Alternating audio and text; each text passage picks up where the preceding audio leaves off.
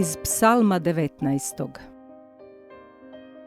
Nebesa slavu Božju kazuju, navješta svod nebeski dijelo ruku njegovih.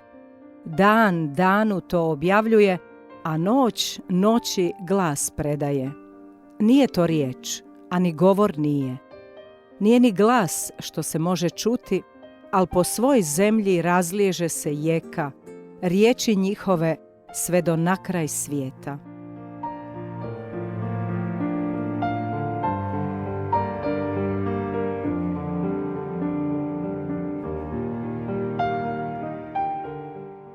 Svetkovine 12 svetih apostola razasute su po cijeloj godini.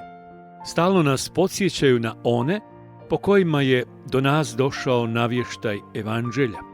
Na one koji su i svojim životom i svojom smrću posvjedočili Isusove riječi, snagu susreta s njim, njegovih djela, bogatstvo ljepote zajedništva s njim i silnu ljubav kojom smo ljubljeni.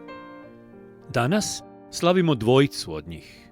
Šimuna, uz njegovo ime evanđelisti Matej i Marko stavljaju Kananaj, rodom iz Kane, a Luka u evanđelju i djelima apostolskim stavlja revnitelj, što znači zelot. I Judu Matej i Marko ga nazivaju nadimkom Tadej, što na aramejskom znači velikodušan, a Luka Juda Jakovljev. U popisima apostola spominju se pri kraju, prije izdajice Jude Iškariotskoga. Prema tradiciji, Sveti Šimun je podnio posebno okrutno mučeništvo. Njegovo tijelo je bilo raspiljeno na komade, a i sveti Juda Tadej podnio je mučeništvo i svojom smrću postao i ostao svjedok istine evanđelja. Zajedno s ostalim apostolima bili su svjedoci uskrsnuća. Njihov blagdan na današnji dan stoji već u Jeronimovom kalendaru od 6. stoljeća, a na ovaj isti dan u Rimu se slavi već od 9. stoljeća. Od apostola do danas razliježe se jeka radosne vijesti, jeka evanđelja, jeka i stvarnost Božje ljubavi prema čovjeku.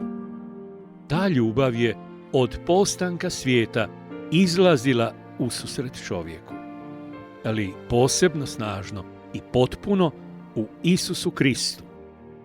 Apostoli su navjestitelji i svjedoci te istine i radosti života s njim.